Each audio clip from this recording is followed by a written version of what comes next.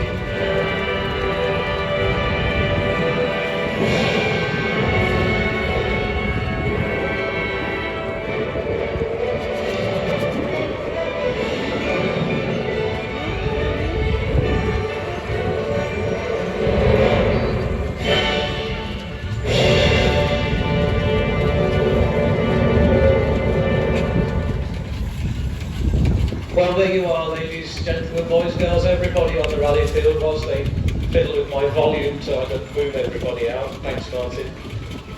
Perhaps the finest spectacle of steam that you will see today in the British Isles. Yes, I know there's a Severn Valley Railway down the road, but this, we have nearly 90 engines making their way into the field today. And rather than sit in the commentary box and read through a programme, what I will do is what I've done previously in the past year, is take a walk around the arena and talk to you and describe to you about what I can see and what engines there are. So I will start from the right of the commentary box, the right of this white tent. So if you've got your sandwiches from Park Hill Farm just behind, then I am on this side, the right-hand side of the arena, as the engines are going around. So it's quite odd because actually I'm waiting for an engine. Here comes one now. And the parade is led by steam showman's engines. So these are steam engines. They are powered by coal. The coal is burnt to boil water, and that makes steam, such as comes out of your kettle, but you harness it in. You keep it inside, contained within the kettle, which is the boiler, and it becomes like a battery. It's stored energy inside that boiler, and that is used to drive the engine itself, the mechanics of the engine through the pistons and the cylinders, through to the gears, which then drive the wheels along.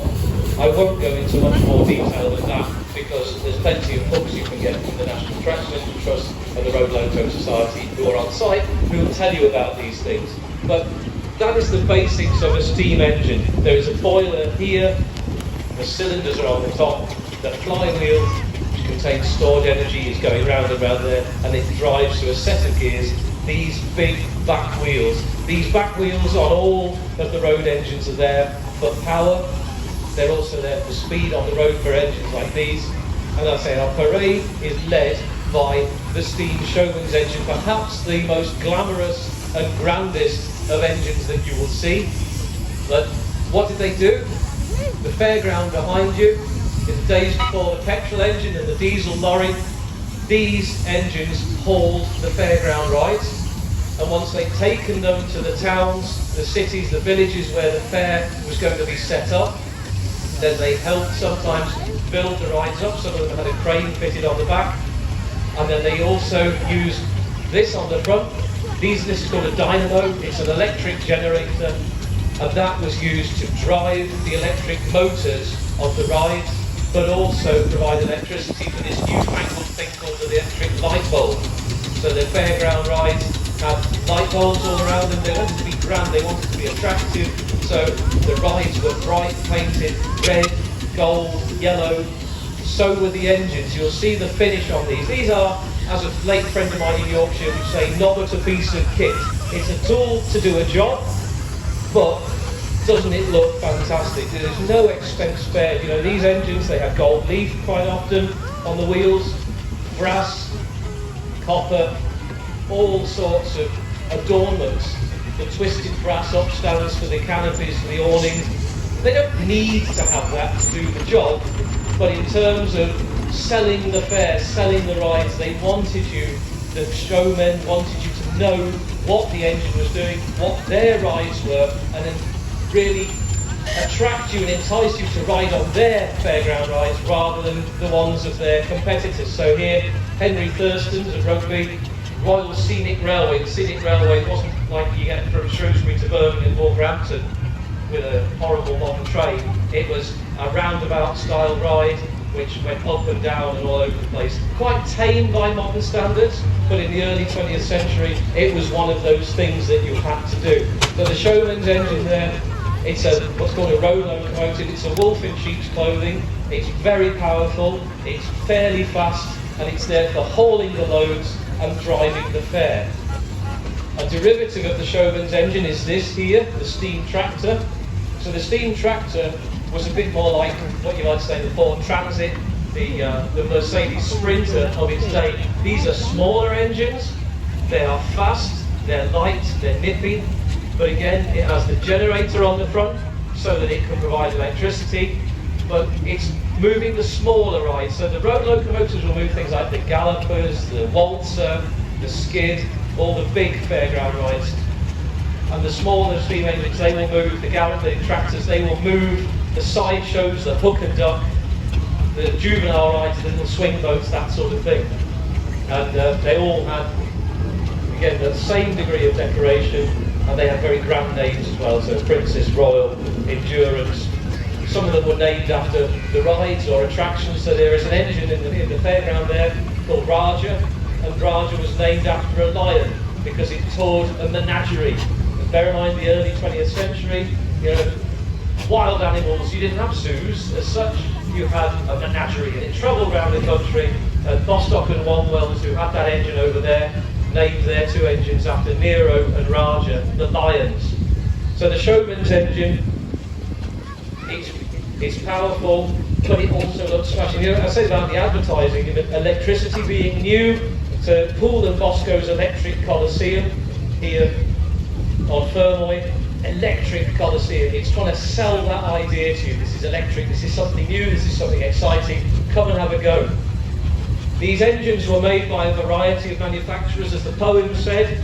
You know, we've got the variety here in front of me. The first and second engines are Burrells of Thetford. This tractor is a Garrett of Leiston in Suffolk. We had another Burrell behind us. These are variations on a theme, and they've all got different stories to tell. Many of them have spent long years in dereliction before coming into preservation, and certainly engines like Endurance and Fermoy here have had very long renovations in recent years, and this is probably the first show in Shropshire, certainly the first show that I think Endurance has attended full stop since its restoration, and you will see they are a testament to the owners of these engines, the Goddard family with Endurance, Stuart Phillips and friends with Fermoy here. Blatant plug, if you want to know more about Fermoy, go and buy the Old Glory magazine, currently out this month. There is a story of how Stuart and family have restored Fermoy. Really good read, and again, real part of that human story. So, what else have we got across the top of the arena? As you can see where I'm standing, in the way of getting in the way of this gentleman's photograph, there's a steamroller coming through. So there are different types of steam engines. We start with the Showman's engine, but the steamroller is perhaps the best known because there were so many thousands of them making and maintaining the roads of Britain. And these engines quite often had a lot longer working life than you think. So the Showman's engines, the last Showman's engines finished work in the UK in the 1950s. So post-Second War, Birmingham Onion Fair, there's still Pat Collins at Bloxwich is taking his rides to the fair with a steam engine. Steamrollers, they are in use with some councils and contractors right through the 70s, a couple into the 1980s. Sussex County Council had a steamroller that they were using until 86, and some county councils still have steamrollers stashed away as a little bit of a pet, something for them to play with. But a steamroller, we talked about the steam tractor. Here comes the steam tractor here. This one made by Fowlers of Leeds, Lord Dovervale, Coke family. Dave Coke on the bookplate there. That is your four tractor. So take away the bling of the Showman's engine, strip down, that's what you've got there. It's a fast thing, it's light, it's 5 tons capacity, well, so 5 tons all over weight, so you can get past the legislation and it can go pretty fast. That's what you want when you're delivering things, because of course time is money. We look at these engines now and think of them as lovely things that we can enjoy, and they're all very pretty, but if you've got to earn a living with one, you want to make sure that it does the job that you paid the company to make it, that it'll do exactly what it says it'll do. You might want some fripperies, you might want to call it after your wife, daughter, son, cat, but it's still a machine. But perhaps after the steamroller, the most general what you expect here is an agricultural engine, Elsa there, with Stuart Tomlinson driving, and appears to be my daughter Charlie steering it. I wondered where she got to, so that's nice to see. But yeah, keep it in the family. Next generation is my daughter Charlie. I'm going to embarrass her, but that's my prerogative as a commentator. But also nice as a young lady's involved. But that's what's called an agricultural engine.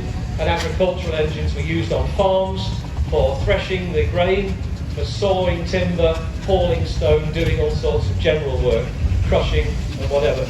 And then we couldn't be in the county of Salop, Shropshire, without mentioning these fine machines. This is a Sentinel steam wagon. They were made in Shrewsbury. Some of you will know the Sentinel works. The Sentinel always spelt wagon with a double G, so they're wagagagagans. But very special machines there. A real turn of speed, because by the time the Sentinels are coming in, the petrol lorry is starting to get in as competitors. So the Sentinel lorry is made with the engine underneath. This one has a chain drive, others have a prop shaft like a modern lorry. You'll see those as they go around, and they can hold their own with modern traffic because they have to. It's the only way they can make it work. Another steam tractor coming up the middle. Lots and lots of engines. So I'm going to keep walking, because as the afternoon progresses, as the parade progresses, the engines will all move around and you'll see them at different points. So you'll get me again, so get your tomatoes ready to throw them, but we'll be on our way. I'm not going to send these, but just working past our hard-working arena marshals who are taking a well-earned rest, because, to be fair, they worked their socks off for this event this weekend. So thank you very much, Steph and team, and Tony, wherever he is. And down to the top of the arena, walking past another Boral Showman's engine, Dreadnought from Francisco, a very well-known engine, regular at the majority of the Shrewsbury Steam Rally. Once again, that Boral style of the look, and it's really good to contrast it here with the John Fowler engine Evening Star. So this is a Fowler road locomotive, Fowler made from Leeds, made in Leeds, not made from Leeds. You can tell it's a long weekend. But Fowlers have a different style. You can see some people say it's a little less ornamental, but still a very straightforward, very strong engine. I actually have a preference for Fowlers, not because my wife is from Yorkshire, but I've always liked the look of them. They're a little bit less fancy, but you can tell that they're Fowler engines because they have the coat of arms and Leeds here, Pro Reggae and Leggy for King and Country. Of course, these engines were made when there was a king on the throne, and I was picked up yesterday for my poor Latin knowledge, so that was told me last night of what that actually stands for. So I've done my homework. But this engine presented by the Priester family, again a regular at our shows, and really nice to see. And actually, in real terms, this is a lot more of how an engine would probably have looked, because you think about it, it's a mobile generator. It's a tool to do a job. It is still clean, it's still well maintained, but you can see there's little bits of wear on it because they wouldn't have time to repaint it between jobs. You just keep going. But nonetheless, little feedback there. Still a very fine engine, and actually another contrast here with the Badger, which is a road locomotive, which you can see through this gap. So this is a Showman's road locomotive. The Badger is a road locomotive, so that is a Showman's engine with all the bling taken off. It doesn't have a dynamo to make electricity, but it still is a fast engine, and it has springs which enable it to ride on the roads much faster.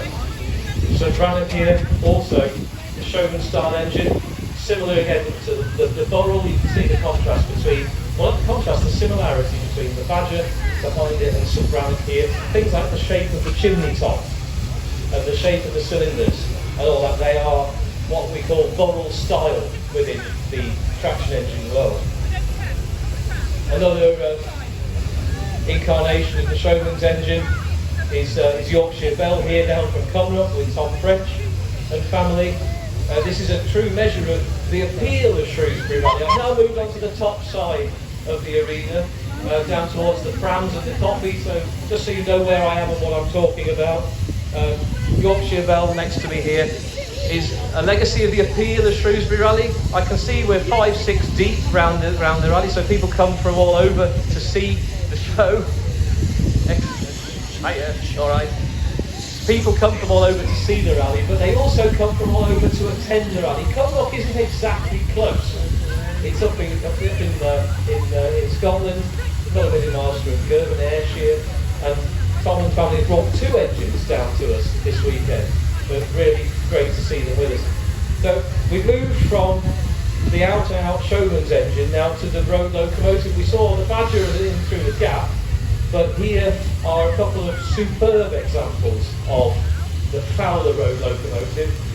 They're big. Look at the size of those back wheels. They're massive. These things are fast, they're powerful, and they look fabulous. Foremost was made Charles Openshaw haulage from Captain's Reading.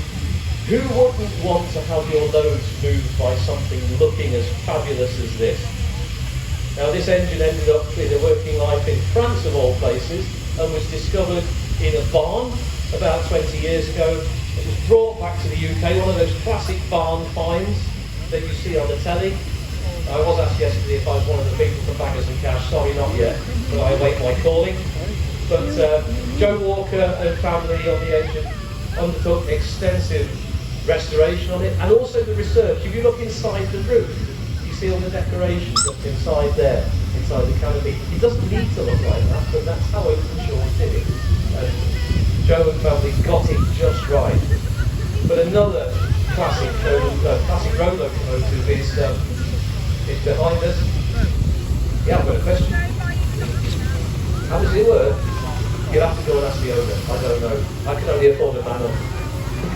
He'll tell you. If you go around to these vans, all the owners of these engines will be happy to tell you all sorts of details about them. They know them far better than I do. And yeah, no problem at all. This engine here with Coulson's on the roof. Coulson's at Park Royal were a well-known haulage contractor in the UK in the interwar period. This engine was very well known for moving things like transformers and other stuff, construction, big civil engineering jobs in the 30s up in Scotland. This engine was moving loads from London up to the north of England, was involved in a couple of famous incidents and accidents, because it's quite dangerous when you're moving dirty, great things around. And it's been photographed in its working life extensively. There's loads of pictures of it doing the job that it's done. But it ended up in Germany in recent years and was brought back to the UK by David Shelmerdine and family. And they present it to us today as, I think, one of its first rallies after restoration. So you see the quality of the paintwork on it and the features on it as well. So bear in mind, this is working in the 1930s. There is a pulley comes off the flywheel here, drives up to a dynamo hiding up in the roof, and he's got a I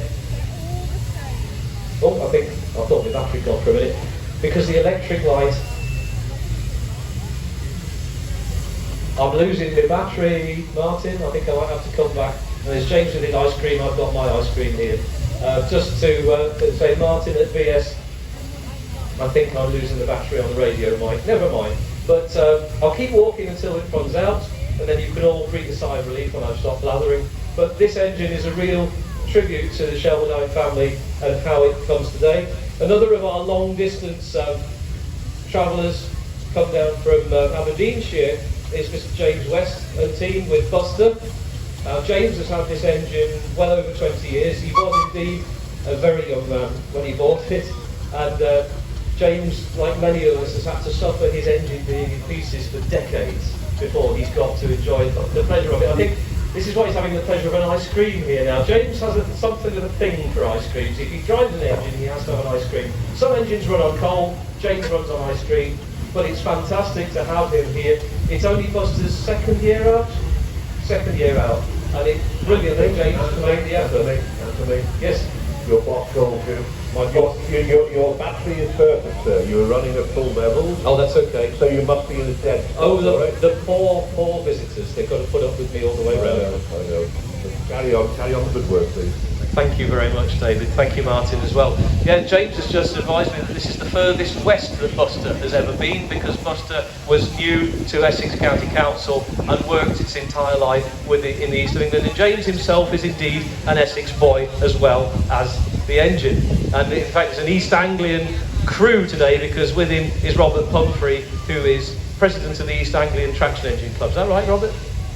Past president of the East Anglian Traction Engine Club. Currently membership secretary, who I know my subs to. James is also involved, and the vice chairman of the Bon Accord Steam Engine Club. So this really is not quite international, but it shows the true depth and breadth of interest in steam engines across the UK. We've got Ayrshire, Aberdeenshire, we've even got engines that had their working lives in Ireland. There's all sorts of machinery around us. We talked earlier, we saw, many of you have seen the military vehicles that came in. We didn't have any tanks today, but this engine has a link with tanks. You'll see on the front of it is made by William Foster and Company of Lincoln. And here, on the bottom of the ring on it there, is a little tank. No jokes from a low about Lieutenant Gruber and his little tank, but why is there a tank on the bottom of the maker's plate? because Foster's of Lincoln made the first tanks in the First World War. So every steam engine that they then made after the First World War, throughout the 1920s, 30s and 40s, had a little tank on the front of it to acknowledge the company's role in the First World War and the creation of the armoured fighting vehicle we come to know as the tank. This engine is owned by Tipper Bosworth and family, and comes down from Derbyshire, but was originally new to County Durham. They took it back for its 100th birthday to County Durham, not a million miles from where I live, and it appears to be on the top of a mountain. I think I'm just being summoned by the chairman for a minute, so ladies and gents, in a few seconds' time we're going to let Wolverhampton and the Black Country, if not Birmingham, know where Shrewsbury is. We're going to have the engines will all be blowing their whistles. So if you have dogs, small children, partners, significant others, anybody with sensory issues or challenges, please do cover your ears because this will be loud. I'm going to cover my ears because even after 30 years it still does my earlobes in. So I will count them in on 3, but if you are ready, please either remove yourselves or your dogs to a bit of a distance or cover your ears. So, ladies, gentlemen, crews of the field, shall we have a go at letting Wolverhampton know where we are? On the count of 3. 1, 2, 3.